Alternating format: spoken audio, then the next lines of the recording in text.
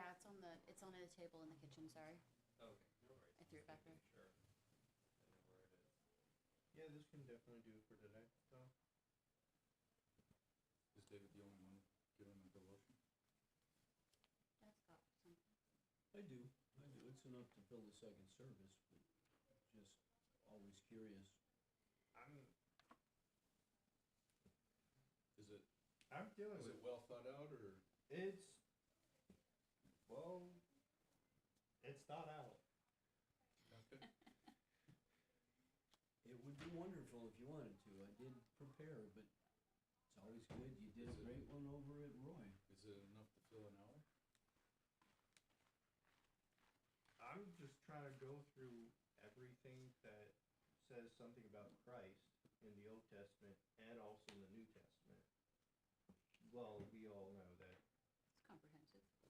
Yeah, that's a lot. I mean, Well, if you take a half hour, I'll do a half hour if that eases it up on you. But if you encompass a whole hour, all the better. We don't normally take a full hour anyway. yeah, or if you fill. No, I mean, this will probably fill half an hour or an hour. That would be great. I'll keep mine in reserve for the next, or it's up to you, but it's nice. Good morning.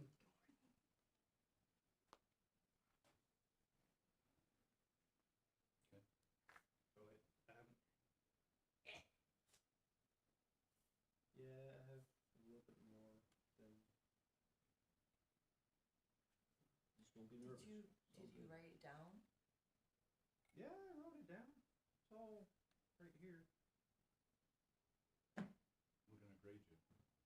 Oh, very nice. Oh boy.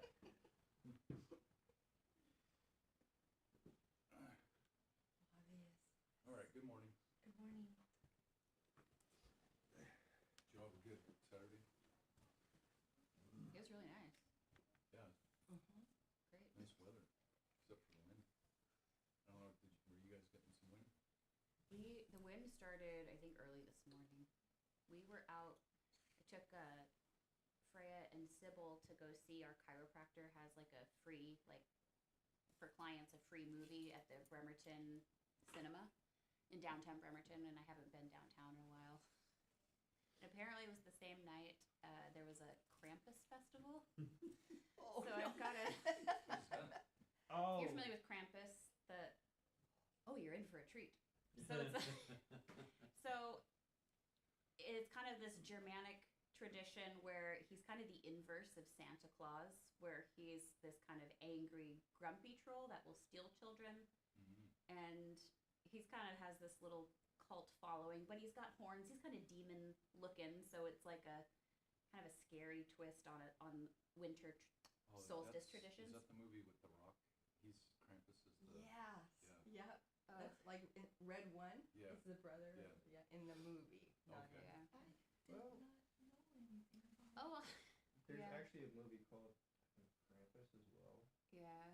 So people were dressed. So I was People are downtown dressed Bremerton like at 7 demons. o'clock at night, and I've got my two girls, and it's Bremerton's sketchy as it is after hours, and there's all these people, scary costumes, and Freya's like, they coming with us? It's like, no, they are not.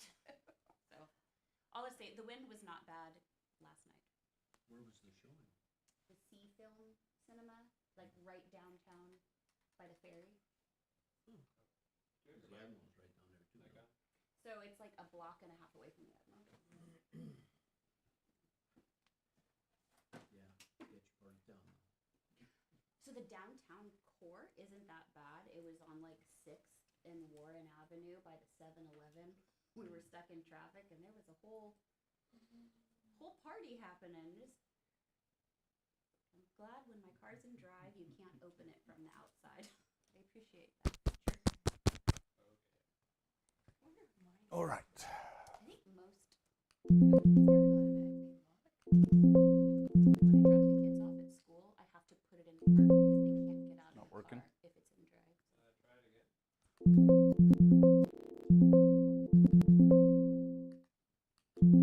Oh, Am I in the way?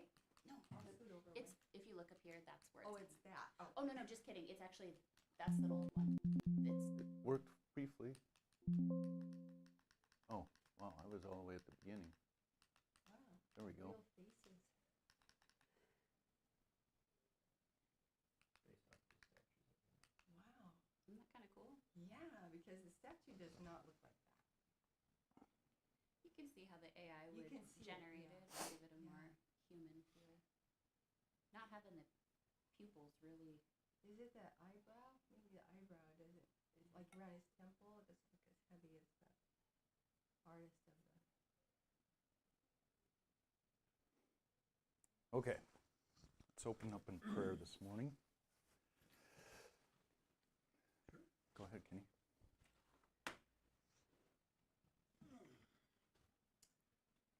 Father, good morning. We're just extremely grateful to be here. Lord, I do thank you for David and his willingness to share with what he has studied. We thank you for Justin and his faithfulness in carrying on with his Sunday school, with history, the knowledge that he has. Lord, we do pray for Anna this morning as she's home with the kiddos. And please keep Corey safe as he dives up in those Alaskan waters. Lord, for Asen and Julia, pray that they make it today, and we thank you that Sarah's family is here. Lord, open our hearts and our minds to be attentive to you, and we just give you all the thanks for all that we have in Jesus' name. Amen. Amen. All right, so quick recap. So we went through the last couple weeks the Second Jewish War. So, Jews have an uprising within Judea and the surrounding region, and Emperor Hadrian essentially wipes them out, and in an effort to repopularize Judea, he renames it Palestine, and upon his death, Marcus Aurelius takes the throne. Pius did. So Pius was supposed to be a brief emperor, in lieu of there's two boys we talked about last week that we'll quickly go through. So he was supposed to be a brief kind of in between as the boys grew up, but he ended up living a lot longer than was expected. So he, at around Pius's time, the Antonine Plague was working its way west. And so upon Pius's death, Marcus Aurelius takes the reign.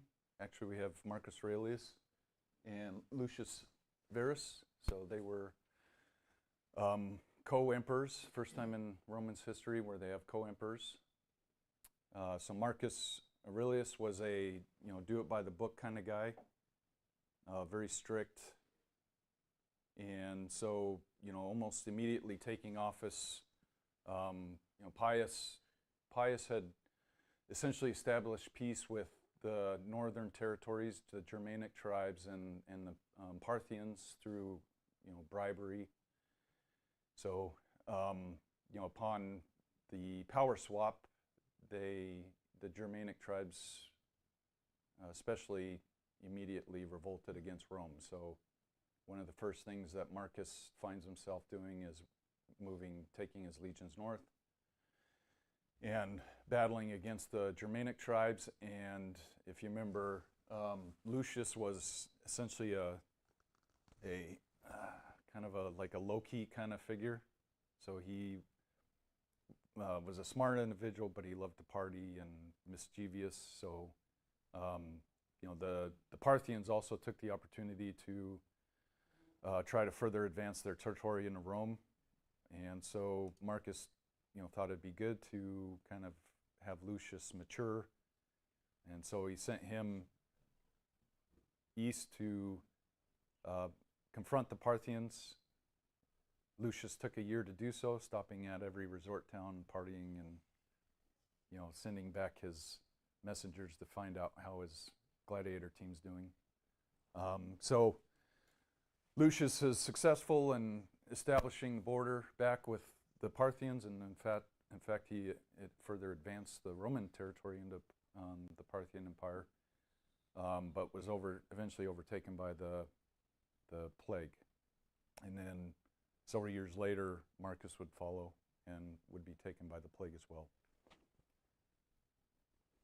So then we left off, well, real quick, let's talk about what's going on in the Christian movement. So what were some of the issues around this time period that the Christian movement was dealing with? Fake authors. Fake Right. writers. Epigraphy. Yep. So, and also, sects that were rising up and trying to hijack the movement, using the popularity for their own advancement.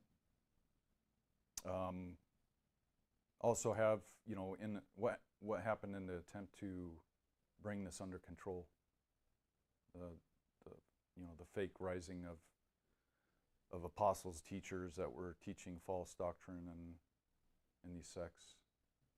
Hierarchy. Yeah, a hierarchy was established, so the office of bishop is established, and to attempt to have authority over, what's being taught and who's allowed to come in. So in 110, around 170 AD, we have the establishment of the clergy, the authority of the clergy in the penance. And then, this is clear through Polycarp and Tertullian's writings as they opposed, the establishment of these hierarchies. We also start seeing the kind of a minor movement of infant baptism, which will become, greater here in another 50 or so years. And also, authority was given to the clergy or the bishops to offer forgiveness of sin. So we already see, prior to even the establishment of the Catholic Church, this, the workings of what would be the priesthood. So what was one of the first groups that we know about that arose in opposition to this? The Monetists. That's right. Who were the Monetists? Who was Montanus? He was the leader. So he was what's that? No, that's later on. The rebaptizers or the Anabaptists, that was after the Monetists. Well, they're considered the first Anabaptists, so they were one of the first groups that we know about that opposed this hierarchy, and anybody that wanted to leave it, they required to be rebaptized. So that's why they were noted as the Anabaptists. He was enough of a nuisance that he got a lot of people writing about him. Yeah, especially Tertullian, who is because of his support of the Montanus that the Catholics did not grant him sainthood. So, so Montanus was a pagan priest who converted to Christianity. He opposed the hierarchy and relied heavily on the Holy Spirit and not authority, and believed that authority was local to each church. It was not to be, distributed through a hierarchy. And Tertullian met this group, became a staunch supporter, and most of the writings we have of the Montanus are their critics, like the Catholic Church, because at the time, sadly, it was the authority was telling Christians to keep their head down because they were heavily persecuted by Rome. And as we'll get into, here, a lot of them left the Christian faith because of the persecution. So here you have this group who's, not afraid, loudly proclaiming in front of, Rome their faith, and so, and they denounced the authority of this primary movement, Christian movement. So most of the writings we have outside of someone like Tertullian, discredit them, call them heretics. They falsely described Montanus in his actions prior to his conversion. So they use his acts as a pagan priest to describe what he was doing as a Christian. So trying to denounce him.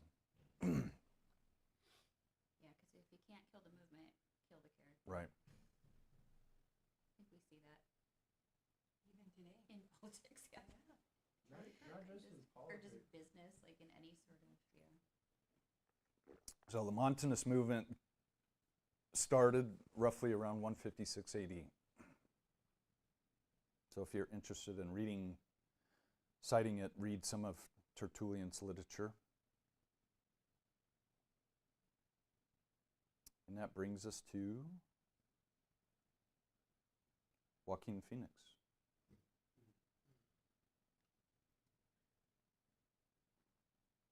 She was a representation of which Lord? Let me get to, He was a representation of Marcus Aurelius, Lucas Verus, and I don't know what the rest he had a name for every month. of the names for everyone. Yeah, let me see if I got it written down here.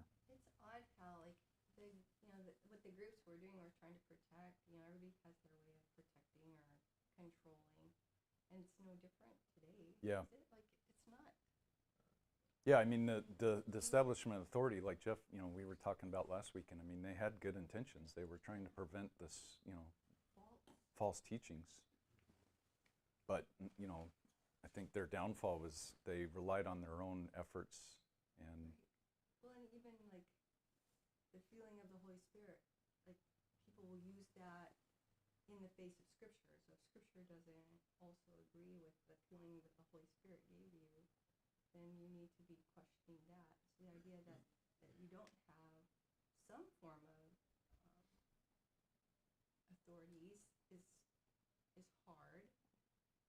Even the Baptist church are moving away from being a huge Baptist conglomeration, not conglomeration, but into smaller pieces. It's a conglomerate. Yeah, our church was, Baptist, and now we're not. We're not in the Baptist grouping, or we're still considered in that vein, but we're not a Baptist church anymore. I know there's a church, what was the one that Drew and Sally went to? Was it just Silverdale Baptist? But they wanted to, That was down at Keyport. no, the Oh, one, up on the hill. yeah. Yeah. And they Now it's dropped, Gateway.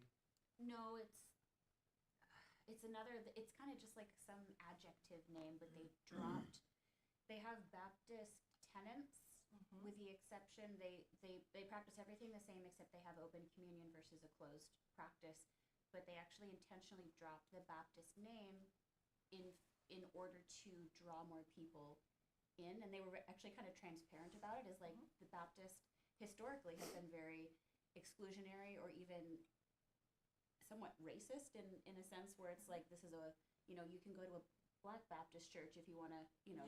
kind of. Yeah, if you were coming out of the South, they're still very much like that. Yeah. We did the same thing when we dropped it from, because we're also a Crossroads Baptist to Crossroads Bible Church. Yeah. Yeah, 'Cause there's- so it's very, I think, Because we the see that, connotations. right? We Yeah. see the same thing. yeah. So the 12 names of Commodus was Lucius, Aelius, Aurelius, Commodus, Augustus, Herculeus, Romanus, Exuperitorius, Amazonius, Invictus, Felix, Pius. Wow. Grace Point. Grace Point. Yeah. Powerful name. Yes. All right. Commodus. That's what he looked like. I went to high school with a dude that looked very similar to him. Like none of these guys look bad. They're all like young and. I don't know. You should have seen some of the earlier dudes. Oh. Old turkey neck. So because of Commodus's reign, he would mark the last true princeps, an empire ruled by a quasi-republican magisterial dictatorship, and would move towards a quasi-divine monarchy, and we'll get into that briefly. So he was the first emperor who was born of the purple.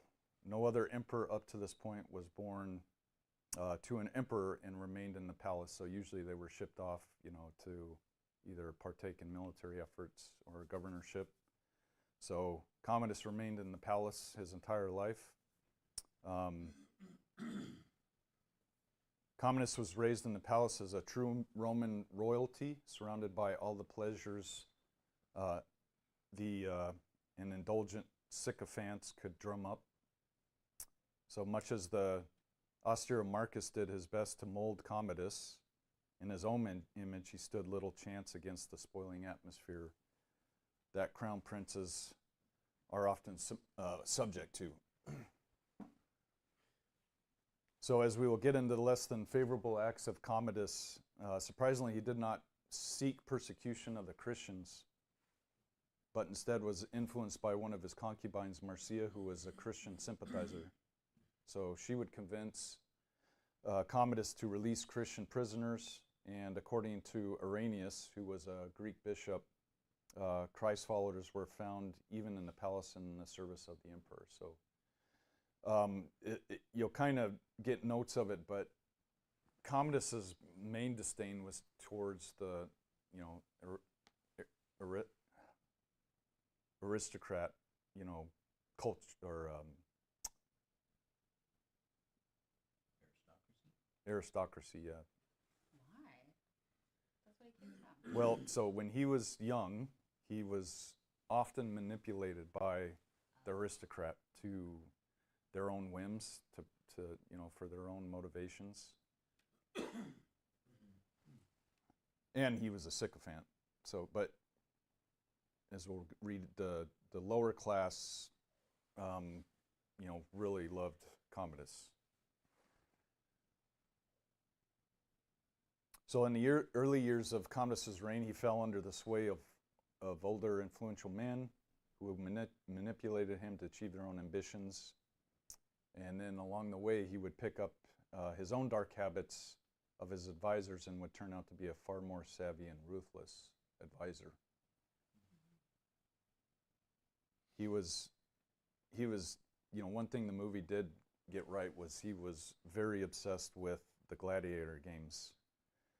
And the lower class loved him for it because he continuously held the games, and he also subsidized, kind of like Alaska does.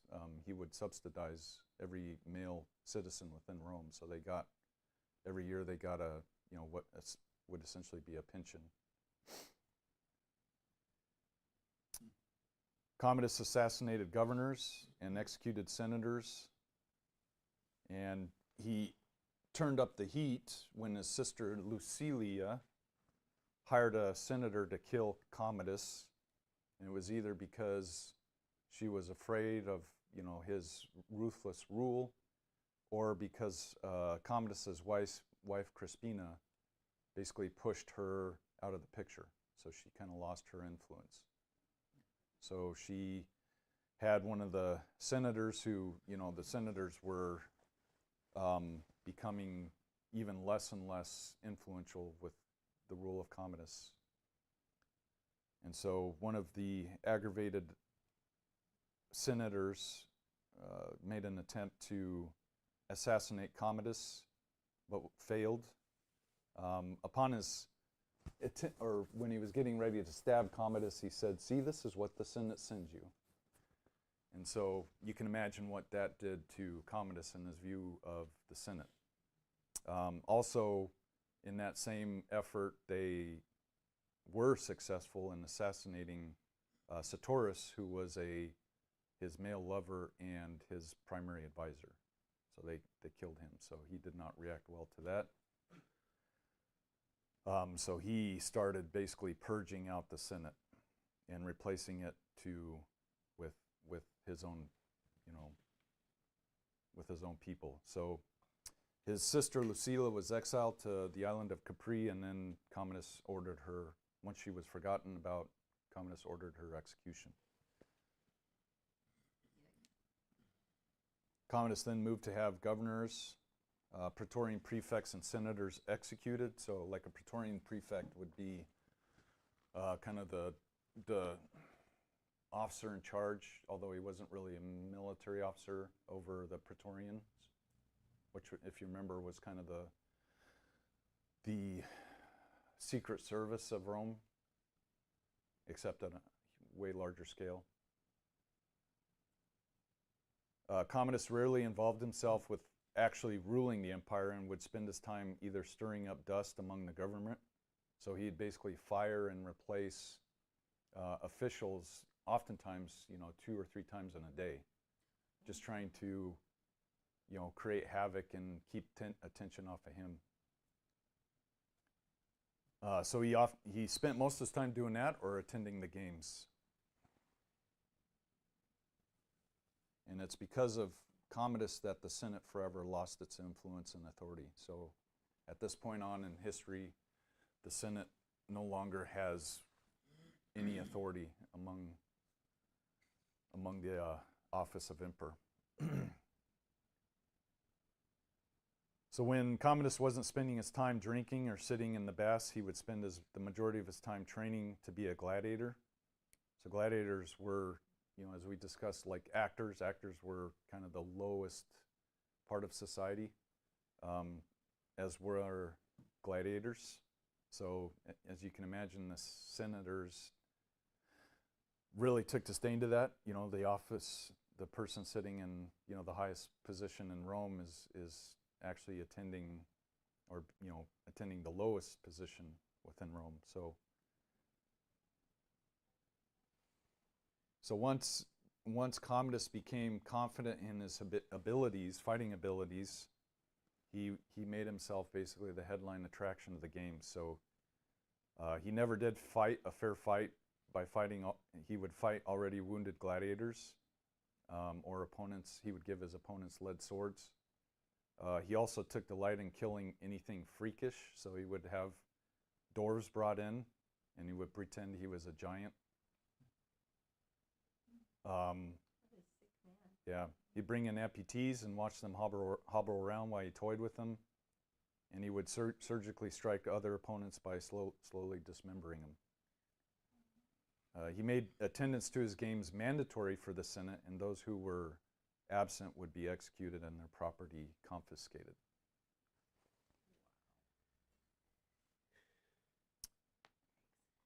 The legions on the outer part of the empire, especially in Britannia, were growing more dissatisfied with the emperor and his lack of pay, given that most of the treasurers were, as fleeting as they were going to supporting the games. So these legions began naming generals as the new emperor, but as you can imagine, with the ruthlessness of Commodus, you're like, whoa, don't put me in that position. So they would decline, that offer. And Commodus, didn't really take this dissatisfaction of his legion seriously. Up until a point, a gathering of soldiers tried to sneak into Rome, dressed as the Praetorian Guard, in order to assassinate Commodus. But their plot was revealed and they were executed. So this sent Commodus down an even further, deeper, paranoid path. So it got to the point where he never left the confines of the palace unless he was attending the games. Eventually he had his wife exiled and killed for adultery, even though he was committing adultery nearly every day. During his last 2 years in office, He named himself the reincarnation of Hercules and surrounded himself with corrupt sycophants. He erected statues of himself dressed as Hercules. So if you, oftentimes you'll see pictures of Commodus with basically a lion as a hood, and that's his, that's what Hercules is pictured as. So considered himself the reincarnation of Hercules. And then he would carry around a great club, and he called it the Club of Hercules. So this would introduce a new theme to political order. Because Hercules was the son of Jupiter, this meant that Commodus's true father was Jupiter himself. So this meant that Commodus didn't rule because of the Senate or because the rule of the masses or the backing of an allegiance, but because it was ordained by God. So Roman politics was headed towards a monarchy. So essentially, Commodus started what would become, a monarchy, a ruler that's ordained by God. So eventually in 191, a fire broke out in Rome, which destroyed a large portion of Rome. So Commodus saw this as an opportunity to basically re-image and refound Rome. So he would rename Rome to his name, and also the Senate. And then he changed the names of the months to line up with his name. So those 12 names I mentioned, those became the 12 months during his reign. Not self-centered at all, right?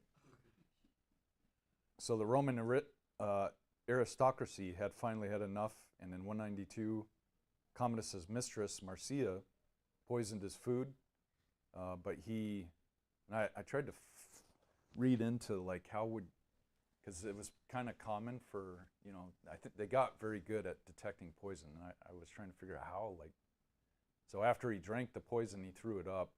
It must have a taste to it. I don't know, but Depends on the poison. yeah. So he threw it up, so she failed, but she also had a co-conspirator who sent his wrestling partner into the baths where Commodus would frequent, and the wrestler strangled him to death.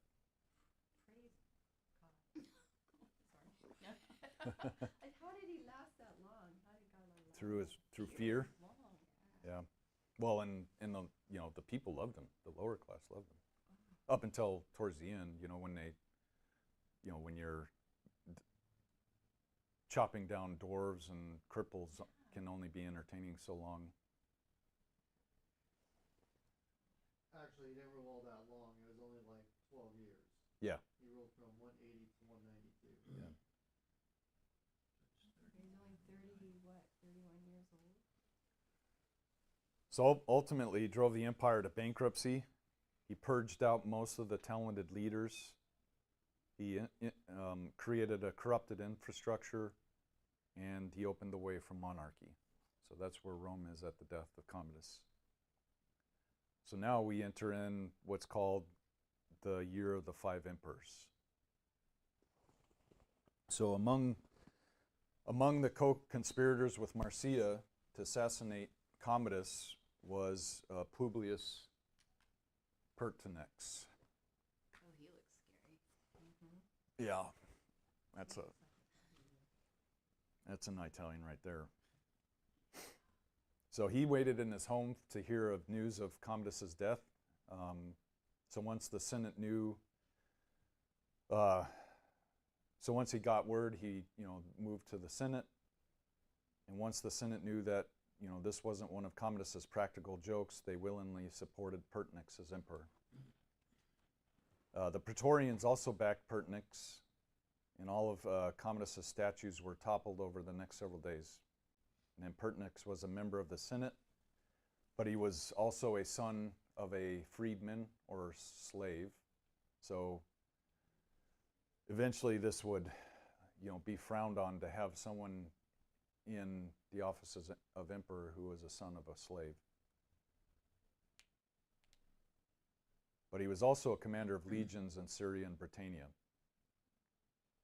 So at the same time, there also existed 3 powerful governors who would seek after the throne, and we'll get into them. And they also commanded a majority of the legions, so they were commanders up in, or governors up in Britannia, Germania, and Syria. So those are the 3 main provinces of Rome, outside of Rome. Pertinax offered a huge bonus to the Praetorians for their support, but once he became emperor, he only paid them half of that bonus. So because they viewed his position as emperor as their own doing, and because he shorted them on their bonus, the Praetorians stormed the palace and killed him. So the Praetorians are going to, in the next several years, are going to have a lot of influence over who's emperor. His timeline's different then. If he ruled from 126 to 196. No, that's how he lived. Ruled for 3 months. Yeah. I know, but if he ruled in 193 and he was killed. Is that a? Oh, yeah. That might have been a typo on my part. Let me look.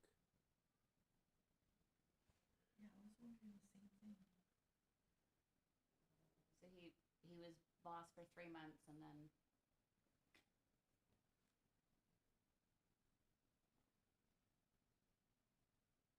Yeah, that's a typo. Sorry. No worries. Wasn't gonna go. He was strung up by his toes For 3 years. 3 additional years in some dungeon.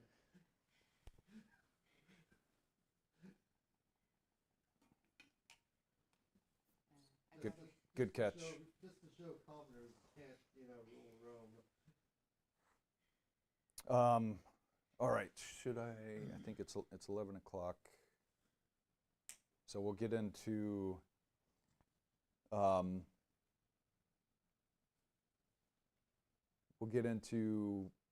So Julianus takes the reign after that, and Rome, the office of emperor basically becomes a bidding war. So we'll get into that next weekend. We have some really short-term rulers coming. Yeah. So within a year's time, they go through 5 emperors. It's a free-for-all. Yeah.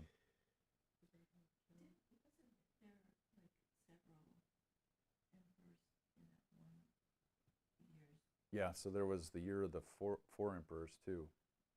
So this is fun. After the death of Nero, I believe.